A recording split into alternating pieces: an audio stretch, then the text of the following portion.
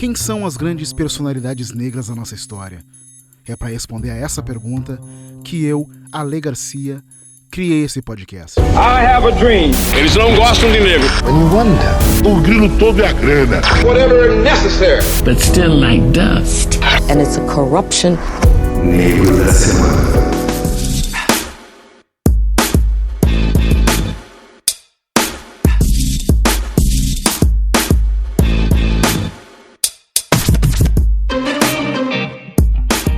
Bom dia, boa tarde, boa noite, começando aqui mais um Negro da Semana Bravo junto com o Bradesco, que assim como eu acredita que a arte é capaz de transformar pessoas, crenças, de transformar a sociedade.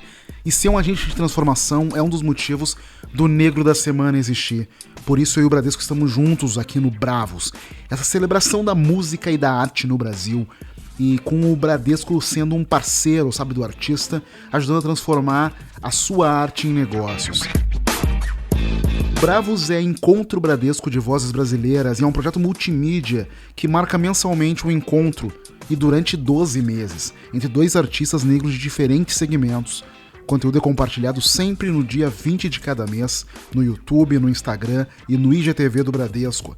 Além de poder ser ouvido aqui no Negro da Semana, é claro, no Spotify e em todas as plataformas de streaming onde nós estamos presentes. Bem-vindos ao Negro da Semana Bravos. Aproveite esse encontro com estes grandes realizadores. E no episódio de hoje nós temos as presenças extremamente especiais de Rincon Sapiência e Rosana Paulino. O Rincon Sapiência é MC, produtor e empresário, artista de destaque na cena musical brasileira. Em 2017, ele lançou Galanga Livre, o seu álbum de estreia, que entrou para a lista dos 50 melhores álbuns da música brasileira de 2017, da Associação Paulista de Críticos de Artes.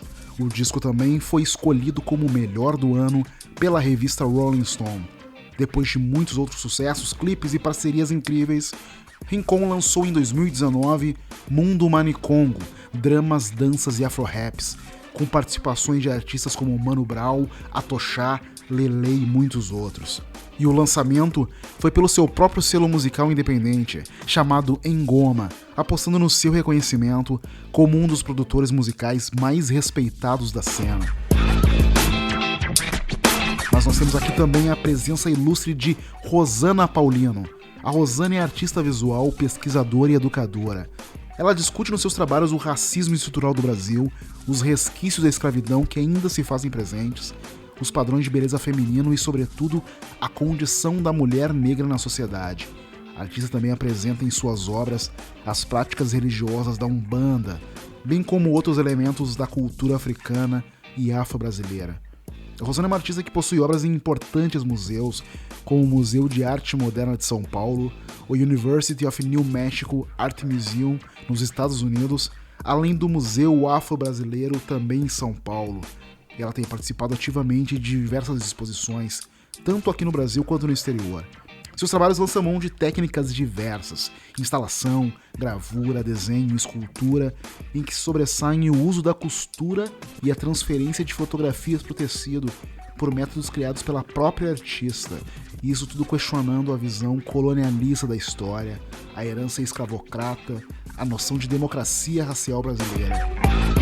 Sejam muito bem-vindos, Rincon Sapiência e Rosana Paulino, e muito obrigado por estarem aqui no Negro da Semana Bravos. Boa. Salve, salve. Boa noite, boa tarde. Vou começar perguntando aqui pro Rincon Sapiência. Rincon, eu quero saber uma coisa. O que você quer causar nas pessoas que ouvem o teu som pela primeira vez? Eu acho que eu me esforço, né, para colocar uma assinatura, né, na minha música, minhas pesquisas, tudo. Então, a ideia é que essas pessoas que escutam pela primeira vez sejam impactadas positivamente. Então, eu percebo que muita gente que acompanha meu trabalho não necessariamente costuma acompanhar trabalhos de rap ou de linguagens parecidas, mas se identifica pelas assinaturas que tem na minha música, assim, né? Então, eu acho que esse é o impacto que eu tento trazer, assim, né? Sobre ser algo autêntico e algo que você não vê muito por aí, assim, que seja algo novo, né? Então, a princípio, esse talvez seja o principal impacto que eu queira trazer para as pessoas que escutam minha música pela primeira vez. Maravilha, Rincon. Rosana, pergunta para ti agora, por favor. Rosana, eu sei que acho que de novembro a janeiro teve uma exposição sua, Búfala, né? Que reuniu trabalhos mais recentes e mais antigos também da tua carreira. Mas eu gostaria que tu me falasse a respeito da exposição A Costura da Memória, que foi uma individual tua grande, que ficou em cartaz na Pinacoteca de São Paulo e que, pelo que eu soube, reuniu uma amostra muito significativa da tua produção, não é isso? É isso, Ale, né? Ela esteve primeiramente em São Paulo e depois essa mostra seguiu completa para o Rio de Janeiro. Então foi muito legal porque aconteceu aqui num espaço que não é muito comum, de ser ocupado por negros, né? A primeira vez que uma grande individual de uma mulher negra na Pinacoteca do Estado de São Paulo, e depois essa mesma mostra foi inteirinha para o Rio de Janeiro. Então ela foi muito legal, primeiro porque ela reuniu um número muito grande de trabalhos, né? Mais de 25 anos de trabalho. Então deu para ter uma panorâmica da minha carreira. Teve também o lançamento de um catálogo, esse catálogo, aliás, se chama A Costura da Memória, né? E ele pode, inclusive, ser baixado no site da Pinacoteca do Estado. Né? Quem se interessar é só entrar no site, na parte de catálogos, bater Rosana Paulino, tá com o PDF inteirinho de graça, né? De grátis em casa. Então foi muito importante, né? Primeiro porque reuniu 25 anos de trabalho, que não é pouca coisa, dá para olhar, deu para eu mesma ter uma ideia melhor dessa produção. E depois pela importância mesmo, de levar uma temática negra, de levar uma temática feminina, de feminismo negro, e discussões que não são muito vistas na produção visual contemporânea. Então foi importante para mim, eu acho que foi importante também para o ambiente artístico, né? E foi importante também para a gente pensar uma mudança na produção visual contemporânea no Brasil. Não, perfeito, muito obrigado. Rincon, pra ti a pergunta aqui agora, que recentemente tu lançou uma música e um clipe nessa quarentena, né? Eu queria que tu falasse sobre o processo de criação dos dois e como esse processo se diferenciou em relação ao teu processo convencional de criação antes dessa pandemia estar acontecendo. Parte do processo foi parecido, né? Que se trata de compor, né? Produzir coisas que eu já habitualmente faço. A partir dessa situação, né, de pandemia, o lugar que eu tive para me apoiar foi a música e o estúdio e fazer minhas coisas, né? Aí o que diferenciou nessa situação é que eu geralmente gosto de fazer músicas que demarcam algum registro que não seja tão pontual assim. Eu não faço uma referência sobre algo que está acontecendo no momento e algo que pode passar, por exemplo, uma novela que está acontecendo, eu fazer a música da novela, e a novela acabou, a música não tem mais tanta relevância, né? Então a diferença foi sobre falar sobre algo pontual, né? Tudo bem que tem muita relevância essa pandemia que a gente está vivendo. E o outro processo que difere é porque os extras do trabalho, que é a finalização de música, a filmagem, a edição de vídeo, eu me arrisquei a fazer, considerando que eu não tinha acesso a visitar produtoras de vídeo, outros estúdios para finalizar a música. E eu, por minha vez, sou um cara entusiasta dessa ideia do faça você mesmo, não só para falar que você que fez, mas também para a tecnologia e enfim, existem alguns recursos que nos permitem fazer essa mão de obra. Então, principalmente para artistas mais novos, né, muitas vezes tudo isso é um empecilho. Você conseguir gravar, você finalizar sua música, você fazer um vídeo. Então, eu também acho que eu fui um pouco inspirador no que diz respeito de falar assim, é possível você se arriscar em fazer tais coisas quando você não consegue contactar outras pessoas, né? Então, eu acho que o momento é esse, a gente usufruir da tecnologia, dos recursos que ela nos permitem, para a gente manter a ética, e a ética diz que a gente precisa, se for possível, ficar em casa o máximo do tempo possível, e sendo assim a gente precisa trabalhar da mesma forma, né? Então o fato de eu também ter dirigido o clipe, filmado, editado, composto a música, produzido, tem também essa mensagem, né? Sobre a gente conseguir o máximo possível, né? Cada um tem sua limitação, de fazer a nossa parada girar, mas mantendo essas condições de não socialização, né? Muito legal, cara. Rosana, pergunta pra ti agora. Eu queria saber os releases e toda a vastidão de publicações que existem sobre sua obra, que é possível ler para entender ainda mais, mas eu gostaria de ouvir muito de ti e saber quais são as tuas buscas como artista, Rosana. Olha, a minha principal busca tem sido entender o que é ser mulher, e principalmente mulher negra numa sociedade como a sociedade brasileira. Então, primeiramente, comecei a pensar o que é ser negro no Brasil, e depois eu fui fechando mais esse enfoque, né? O que é ser exatamente mulher negra no Brasil. Então, para isso, a gente tem que dar uma olhada, né? Tem que entender como é que esse país foi feito, qual é a constituição desse país e por que as mulheres negras estão nessa base da pirâmide, né?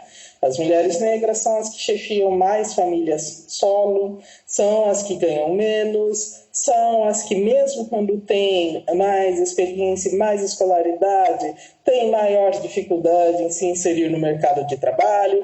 Então, qual é a dinâmica que levou a mulher negra a ocupar essa posição no Brasil? Então, é uma busca de me entender, saber que local é esse que essa sociedade delimitou para mim, por que esse local foi delimitado dessa maneira e também, ao mesmo tempo, procurar estratégias para quebrar esse lugar. Então, é uma busca que é pessoal, né? Então, surge de uma inquietação da artista, né? da pessoa, do ser humano Rosana Paulino, né? De onde é que eu estou? Por que eu estou, né, nessa situação, mas também abrange uma outra busca maior, né, que está inserida dentro de uma questão social, que é ser negro, que local é esse, como é que se formou esse local social para essa população, né, e principalmente para a mulher negra aqui no Brasil. Perfeito. E no início da tua carreira, me corrija se eu estiver errado, mas tu começou bastante questionando a questão da visão colonialista da história, a herança escravocrata, o que é ser um negro do Brasil, e foi a partir de um determinado momento em que ficou uma busca mais contundente a respeito do papel da mulher negra na sociedade, né? Teve um momento após o teu início de carreira. Em que momento foi esse? Quanto tempo levou para tu se dar conta e focar tua busca mais no que você tem feito agora? Essas questões no Brasil, elas estão tão misturadas que não dá para você diferenciar exatamente um momento. Num primeiro instante, acho que até por conta da idade, quando tinha lá pelos 27 anos, 26, 27 anos, que foi quando eu fiz a Parede da Memória, eu estava num movimento muito de grupo, né? Tanto que eu uso imagens da minha família para fazer a Parede da Memória. É um primeiro trabalho que parte de 11 imagens da minha família. À medida que a gente vai amadurecendo, né, vai percebendo a necessidade, por exemplo, de não ficar só no álbum da família, de procurar outras imagens que vão dizer da escravidão, né, que eu preciso entender mais por que esse grupo ocupa esse local. Para eu entender por que esse grupo ocupa esse local, só indo olhar a dinâmica da escravidão. E isso vai se dar mais ou menos no início dos anos 2000, por aí. Então, é um momento que eu passo a olhar ainda a questão das amas de leite, das mulheres negras, né? E aquela passagem, por exemplo, da ama de leite para a empregada doméstica, né? da dama de leite para babá, e da mucama para a empregada doméstica, que é uma coisa muito sintomática aqui na sociedade brasileira. E depois eu entro numa outra dinâmica, mais ou menos em 2013, 2012, quando eu acho uma fotografia de uma mulher escravizada de frente, de costas e de perfil. E aí o trabalho modifica de novo, porque eu vou tentar entender por que esses corpos foram transformados e objetificados dessa maneira. Para entender isso, eu tenho que estudar o racismo científico. O racismo científico que desumaniza, que animaliza essa população, que faz com que essa população não tenha subjetividade. Então são momentos, né, na carreira que às vezes você topa com uma imagem como eu topei lá em 2012, 2010, o primeiro trabalho sai em 2012, e que faz com que eu mude o foco para o racismo científico, ou então quando eu percebo a necessidade de sair das imagens de família e para imagens mais coletivas, e aí eu vou estudar as imagens das amas de leite. Então são momentos que de repente você topa com uma imagem e te dá um estalo e fala assim, opa, eu tenho, para me aprofundar mais nessa questão, eu tenho que agora partir para uma outra rota, para um outro caminho. E as coisas vão se acumulando, porque um é desenvolvimento do outro, né? Na realidade, você chega até um certo ponto com o trabalho e depois ele mesmo indica e fala, opa, agora é hora da gente ampliar um pouco mais e abrir mais esse campo de reflexão. Sim, perfeito, muito bom.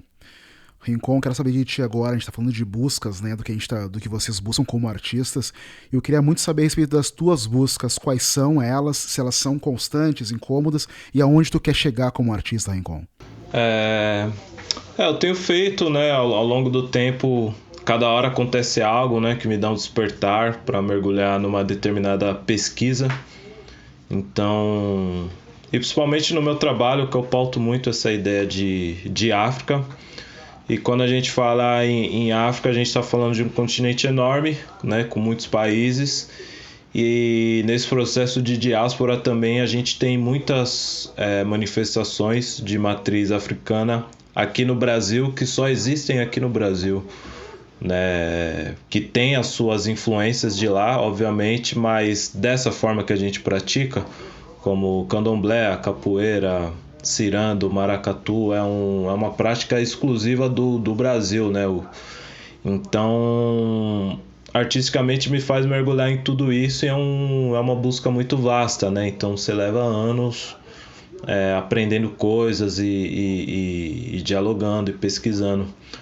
Em relação ao lugar que eu quero chegar, assim, cada vez mais eu me apaixono mais pela arte, né? Você vai canalizando a energia de formas diferentes, né? Quando você é um pouco mais jovem, então já no meu rap eu já usava mais palavras, no meu flow já tinha. Aí depois você vai ficando um pouco mais velho, você vai criando uma outra forma de ser incisivo, que não é necessariamente no volume das coisas ou na rispidez, aí você vai sempre se adequando. E hoje em dia eu gosto de muitas coisas, né? Da parte de cantar, eu gosto dos palcos, eu gosto muito do estúdio, da produção, entendo que eu posso compor para outras pessoas também. Então eu ainda estou construindo um lugar de ocupar todas as áreas que eu gosto. E isso ainda não se realizou assim, né? Por enquanto o foco está em cima da música, do que eu canto e produzo. Mas eu percebo que eu possa atuar, que eu posso trabalhar com moda, que eu posso assumir outras frentes que são interessantes também. E acredito que isso vai vir ao longo do tempo, né? Então, esse lugar ideal como artista, assim, é um lugar que eu tô projetando e um lugar que eu tô chegando ao mesmo tempo, né? E percebo que isso tem um chão ainda. Já que ser artista preto de periferia, eu comecei a ter um pouco mais ascensão quando eu já tinha mais de 30 anos. Então a gente sabe como que o mercado é em relação a essa ideia, né, de juventude. Então eu ainda estou colocando tijolo atrás de tijolo para me firmar dentro da cena, né, artística. Sim, isso é muito legal, cara, porque eu acho que a questão da criação da arte tem a ver com esse desejo de se colocar no mundo, né? Mas tu, Rincon, é um artista, mas cada vez mais também um empreendedor. A gente vê isso não só porque tu é um artista independente, que produz todo o teu trabalho, mas também tem essa questão agora do teu selo musical, o Engoma, também, né?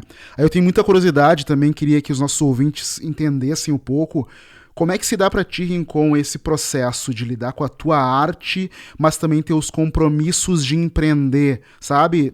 Se essas duas áreas se encontram muito ou são coisas dicotômicas que te incomodam, que você tem que aprender ainda a lidar com as duas? Como é que se dá isso? Elas se conversam sim, né? Duas coisas que se conversam, mas uma coisa é eu acordar, eu projetar o dia seguinte, né? E falar, pô, amanhã eu vou acordar, vou ensaiar, ou vou gravar, ou vou estar com com os parceiros, né? Fazendo música, alguma coisa que por mais seja trabalho é mais descontraído.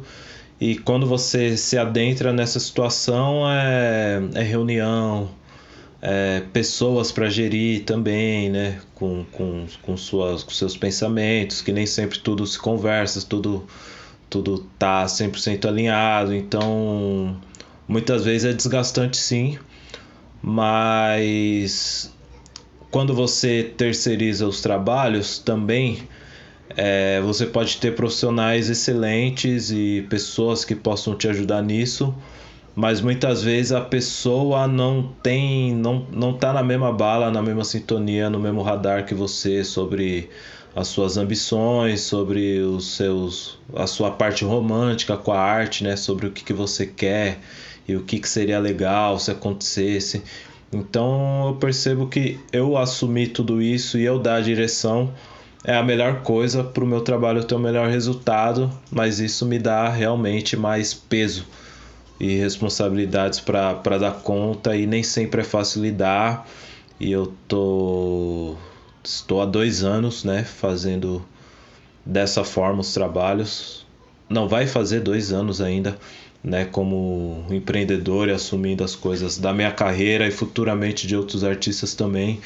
E tudo isso tem sido desafiador, mas não é um desafio que me incomoda, não. Eu vou fazer uma pergunta para a Rosana agora. Rosana, por mais que fique óbvio para quem conhece as tuas produções artísticas, eu gostaria se tu pudesse transformar em palavras como se dá a intersecção entre a tua negritude e o teu trabalho criativo final. Olha, o trabalho depende de quem eu sou, né? Então, o trabalho não tem como fugir, não é um tema externo, né? Eu sempre falo que, como artista, eu trabalho com as coisas que me incomodam. Então não tenho, essa é uma relação. Toda vez que eu levanto de manhã, vou lavar o rosto, me olho no espelho, né, e vejo ali uma mulher negra. Então essa negritude, ela está presente todos os momentos da criação. Eu sou uma pessoa que tem uma personalidade muito política, eu sou uma pessoa que tem uma personalidade muito questionadora, e eu não conseguiria pensar em arte se não fosse a partir de quem eu sou, né, e desse meu local no mundo. É claro que eu acho que isso isso é uma maneira como eu funciono. Então, como artista negra, às vezes a gente está sempre ali no fio da navalha, né, como se tivesse que lidar com determinados temas. Outras pessoas, outros artistas não, eles estão mais interessados em questões diversas, e eu acho que tem que ser assim mesmo, porque senão a gente cria uma camisa de força para a gente também. Então, se um artista branco pode lidar com qualquer tema, porque um artista negro, negra ou indígena tem que estar focado num determinado tema. Agora, eu estou focada nisso porque é da minha personalidade. Eu não consigo ser diferente. O tempo todo eu estou questionando, o tempo todo eu questiono esse país, questiono inclusive uma ideia de país.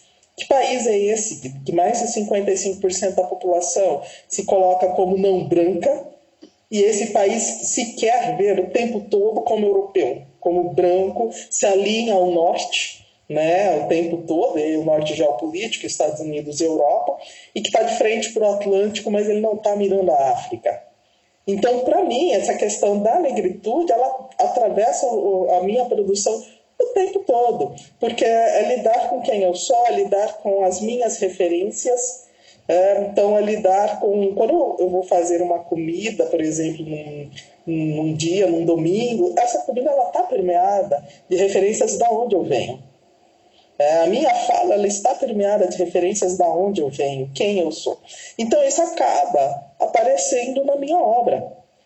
Querendo ou não, isso acaba aparecendo na minha obra, mesmo quando a gente não percebe, né? Então, uma série nova que está saindo agora, que é a série da Búfala e da Senhora das Plantas, são séries que apareceram por pura necessidade, no sentido de quando você quer se interrogar, quer saber um pouco mais de você mesmo, quer partir para o campo da psicologia, por exemplo, né? Psicologicamente, quem eu sou, como é que eu me constituo? Um tal de aparecer Vênus, Atena, sabe, toda aquela mitologia greco-romana. Eu sou mulher, sou negra, filha de algum Cunhaçã e nascida no Brasil. Então, Então, como é que eu constituo esse lado psicológico? Então, por pura necessidade, eu comecei uma série de desenhos que vai lidar, por um lado, com um dos arquétipos femininos que eu acho que é muito libertador, que é o arquétipo de Ansan, e um outro com a ideia das folhas, dessa cura que vem, que é muito comum na população negra, né? Que é essa cura que vem através das folhas, que vem através desse saber. Né? Então não dá para desvincular a minha produção, né, pelo tipo de personalidade dessa questão da negritude. Porque o tempo todo eu estou ali questionando, malhando. Então, quando eu dou uma barreira, eu falo, não, tem que achar uma solução para isso. Né? Então, é isso que me alimenta, né? São esses questionamentos. Então, vai estar sempre atrelado essa questão de ser mulher e negra. Perfeito. E uma pergunta para os dois, né? Porque os dois são artistas negros que conseguem viver da sua arte. Houve um momento específico, e se houve, que momento foi esse em que vocês se deram conta que vocês podiam realmente viver disso, fazer disso uma atividade rentável, que pagasse suas contas, né? Quando deixou de ser uma preocupação, se é que houve, ter outras atividades que financiassem a vida de vocês? Para mim foram várias etapas, né? Eu de fato já tentei mergulhar em outros estudos, mas muito porque existia uma cobrança social sobre eu ter algum tipo de formação e fazer algo que me desse um retorno financeiro, assim. Então eu já cheguei a tentar trabalhar profissionalmente na parte audiovisual, né, e enfim, mas no resumo foram muitas poucas possibilidades fora da música que eu tinha. Então eu já muito cedo consegui identificar que era algo que eu fazia bem, que era algo que eu tinha gosto por fazer, e que para tudo que a gente gosta e acha interessante você precisa se especializar, e a forma de se especializar é dedicar o seu tempo a isso. Então, à medida do possível, eu sempre coloquei as energias na música. Aí, dado momento, eu trabalhei na parte de CLT, com call center, né? Com atendimento, telemarketing, que a gente sabe como é que é, não ganha bem, e tem os desgastes todos. E dado o momento, quando eu tive uma música que repercutiu muito bem, em 2010, que foi Elegância, eu percebi que se eu fizesse um show, 2, numa balada, que seja, no mês, eu tinha o dinheiro equivalente ao que eu fazia o mês todo no call center. Então, a princípio, o sobreviver da música do meu foco era ser um assalariado, no caso um baixo assalariado, mas fazendo o que eu gosto, pelo menos. Então, durante muitos anos, eu já desde 2010 exatamente, que eu não trabalho mais no emprego formal, mas nunca tive uma grana que me possibilitasse tirar uma carta ou fazer grandes projetos, porque eu fazia o que eu amo, que é música, mas tinha ali um assalariado, um baixo assalariado, né? E tudo isso oscilando muito, né? Meses que eu poderia pegar um axé da hora, meses que não, e aquela loucura do autônomo, independente e sozinho, durante muito tempo, eu respondendo e-mail, fazendo tudo. Aí, ao longo do tempo, eu fui entendendo mais as praxes da música, fui dando mais atenção a essa parte burocrática, que é algo que a gente, como preto de quebrada, não tem contato nenhum sobre empresa, burocracia, nota fiscal, finanças, qualquer registro, qualquer coisa desse tipo. Era muito fora da minha realidade, da minha administração, pelo menos. Aí comecei a entender que eu tinha que ter braços para trabalhar. Aí passei a trabalhar, né, com uma outra produtora, que foi uma fase legal também, onde a gente conseguiu muita coisa legal. E após o contrato que tínhamos, eu resolvi seguir com a minha produtora, independente ainda, e trazer pessoas que eu gosto para trabalhar comigo e que eu acredito no potencial delas, né? Então, acabei montando um time e fazendo as coisas que continuo fazendo até agora, assim, né? Eu falei tudo isso num resumo, mas é um processo que levou-se muitos e muitos anos, batendo muito a cabeça e altos e baixos, né? Hora ou outra acontecia algo que me motivava muito, hora acontecia algo que me desmotivava, e isso aí foi uma longa caminhada. Sim, imagina o processo que foi para tudo isso. E como é que foi com você, Rosana? Olha, foi aprendendo na prática também, né? Batendo cabeça, aprendendo na prática, aprendendo com a necessidade, né? E com o diferencial que o mercado de artes visuais é muito restrito no Brasil. Diferentemente da música, né? Eu acho que algumas carreiras andam mais rápido, né? Que é o caso da música. Para artes visuais eu levei quase 30 anos, 25 anos para começar realmente a ganhar dinheiro com artes visuais, porque ele é lento, né? Não acontece. Você pode até fazer um trabalho significativo. Desde o meu primeiro trabalho, que é a Parede da Memória, ele já foi assim aclamado pela crítica, ele já foi apontado como um ponto de virada na arte brasileira, mas é como um músico, por exemplo, que você pode fazer uma música bem legal e fazer show em cima. Tem todo um percurso que é diferente, né? E é um percurso que já é difícil para um artista, né, de classe média, branca, imagina para uma mulher negra. Então eu fui fazendo, como eu tenho formação em artes, né, eu fiz artes visuais, para minha sorte eu sempre gostei de dar aula. Sempre gostei de dar aula, amo, até hoje eu gosto de dar aula, não tenho muito tempo mais, né, para me dedicar ao ensino, mas eu gosto. Então eu dei muita aula, eu dei muita oficina, eu pintei a almofada, eu participei de feirinha de artesanato, tudo, fiz bijuteria, tudo que era possível para aumentar a renda, né? Eu fiz muita coisa e eu tenho a sorte de ter uma irmã que é contadora. Né, que as minhas irmãs eram profissões mais formais, né? E essa que era contadora falava, olha, você tem que ter uma nota fiscal, olha, você tenta vender se você vender para um museu, eles vão te pedir uma nota fiscal, né? Mas não tem, nem tem como pagar uma contadora, daí que eu faço. No começo foi meio na base do daí que eu faço, porque não tinha realmente grana para pagar. Né? E por aí eu fui entendendo um pouco dessa questão de legislação, tal, que precisa ter um contador, que é bom. Agora, obviamente, depois de, sei lá, tô com 27 anos, aí, 24, 28 anos de carreira, dá para contratar uma pessoa para me ajudar, inclusive para separar, porque tem partes que consomem muito tempo, né? Essa parte de responder e-mail, de ver contrato, de ver... A gente que é artista que mesmo está com a mão na massa, quer estar desenhando, quer estar desenhando, quer estar pintando, quer estar gravando, quer estar fazendo essa parte. Mas tem um outro lado que durante a maior parte da minha carreira eu fiz sozinha, né? Como o Rincon colocou no caso dele, eu também fiz sozinha, que é administrar tudo.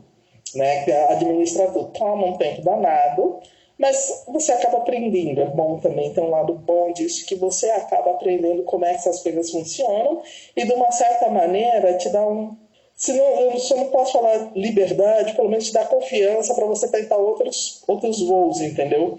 Porque você sabe como funciona, você começa a saber como funciona, então te dá uma certa liberdade para você falar, olha, eu posso tentar por aqui, eu posso tentar por ali, eu posso tentar outra coisa.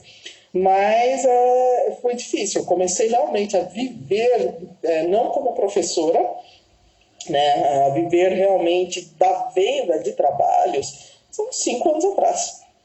Ou seja, com muito mais de 20 anos de carreira. Eu queria falar pra vocês que eu, como criador de conteúdo negro, eu tô muito feliz, assim, de poder ter colado com o Bradesco apresentar histórias como as de vocês, que vão falando um pouco dos bastidores do processo, falando da dificuldade, de como é conjugar arte com o negócio, isso é muito legal. E eu queria saber de vocês como é que foi esse convite do Bradesco, como é que vocês se sentiram com isso, e o que vocês estão achando desse projeto. Eu acho interessante, né, porque existe, né, esse outro perfil de artista, né, que no caso eu e Rosana, entre outros e outras. Então, muitas vezes se dispõe, né, a falar sobre algum segmento, mas geralmente quando alguém se dispõe a retratar algo de algum segmento artístico, muitas vezes cai sempre no mesmo lugar, no mesmo perfil de artistas e nas mesmas coisas. Então, quando eu entendi que a ideia era trazer um pouco essas vozes, né? O próprio trabalho de Rosana, eu sinceramente não conhecia e acessei, né, o nome dela e a pessoa dela a partir desse projeto. Então tudo isso já é muito importante já, e eu acho legal fazer parte de projetos em que outras pessoas interessantes também estejam fazendo parte também. Então eu notei que a gente está em bloco, desde você como entrevistador até os outros artistas envolvidos, e a partir disso eu achei interessante fazer parte desse projeto, né? Bom, eu olhei esse projeto, né? Falei, quero olhar ponto por ponto, eu quero saber o que é esse projeto. Eu sou sempre muito, gosto de olhar realmente cada ponto, e analisei, achei interessante, porque eu penso que a periferia tem um potencial absolutamente gigantesco de produção. Os artistas negros e negras têm um potencial muito grande, e essa é uma fonte que tem que ser vista com muito carinho e muito cuidado. É lógico que a gente tem que saber diferenciar essa ideia de economia criativa. Ela não pode sufocar a produção de arte de modo que a gente pense só num produto que possa ser vendável. Nós não estamos falando de chinelo, não estamos falando de obras de arte, né? Não estamos vendendo chinelo. Mas, ao mesmo tempo, uma cadeia criativa forte e periférica, onde você se coloca enquanto sujeito pensante, enquanto criadora, enquanto criador, ela traz junto uma série de outros profissionais que isso pode ser uma solução absolutamente brilhante nas periferias. Existe uma valorização aí da pessoa, do ser, né, do artista, da artista, mas tem toda essa cadeia, né, que uma produção agrega. E tem um dado que são produções que hoje em dia, com essa questão desse instrumental mais que barateou muito, né, também essa digitalização permite, como o Rincon falou, permite fazer na casa dele, né, permite produzir, gravar clipe, fazer na casa dele. Isso é absolutamente fantástico. Isso traz uma cadeia também de outros, né? Uma produção de um clipe traz quantas pessoas juntas? Então não é só o artista, não é só o artista que está ali. Tem toda uma cadeia produtiva que ela é uma cadeia que gera renda, limpa. É uma cadeia limpa, é extremamente importante. Não à toa, os chamados países do primeiro mundo estão deixando de apostar nessa cadeia da fabricação das coisas, estão apostando nas ideias. Então são cadeias limpas, são cadeias que, no geral, as pessoas envolvidas acabam tendo que correr atrás, estudar ou por conta própria ou de maneira formal, ou seja, elas estimulam também a escolaridade, né, no nível de educacional, né, muitas vezes são baratas, você consegue com um equipamento, é lógico, se você tem um equipamento melhor, ótimo, maravilha, mas você pode começar com um equipamento menor e ela pode trazer outras soluções, por exemplo, que vão impactar diretamente na vida das pessoas, pequenos núcleos, pequenos centros culturais, pequenos pontos de produção de cultura. Então, eu olhei todo o projeto, falei, que nome é esse? Que é isso? Lembra do dia? Como funciona? Lá vai para explicar qual é, não conhecia o seu programa. Falei, não, agora sim, agora eu entendi o nome. Então, assim, é legal perceber o tanto que vem atrelado a essa produção de cultura. A produção de cultura não é perfumaria, a produção de cultura é necessidade humana. Tá? E ela empodera os indivíduos, gera renda, enfim, ela modifica uma comunidade. Então, eu achei interessante colocar não só como artista, geralmente os programas chamam a gente, colocam como artista, então parece que a gente entra no ateliê, ai que delícia, eu pinto o dia inteiro. Não, tem esse outro lado que tem que ser visto, tem que ser pensado e tem que ser discutido. E foi justamente isso que chamou minha atenção no projeto. Perfeito demais. É todo o nosso interesse poder dar voz para que vocês discutam e falem das dificuldades do processo de ser artistas negros. Então eu tenho muito a agradecer pela presença dos dois aqui. Realmente muito obrigado. Foi um grande prazer poder ouvir mais de vocês e poder fazer com que a voz e o trabalho de vocês chegue a ainda mais pessoas, impulsionando e potencializando, principalmente nessa comunidade negra, assim. Então obrigado de verdade por estar junto comigo e com o Bradesco aqui nesse projeto, aqui no Negro da Semana, por contar sobre toda a sua arte e o trabalho que a cerca. Obrigado, Rincon Sapiência e Rosana Paulino, por estarem juntos no Negro da Semana. Um grande abraço para vocês e até a próxima. Obrigadão, viu? Valeu. Obrigado demais. Tchau, tchau. Fiquem bem.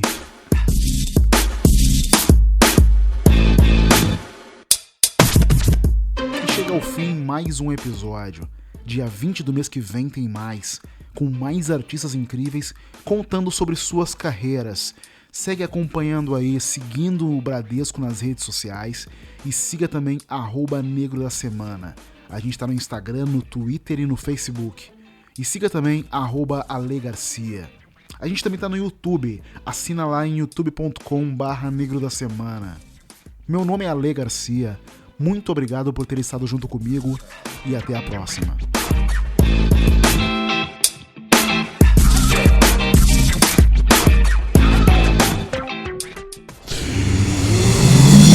Half-Deaf.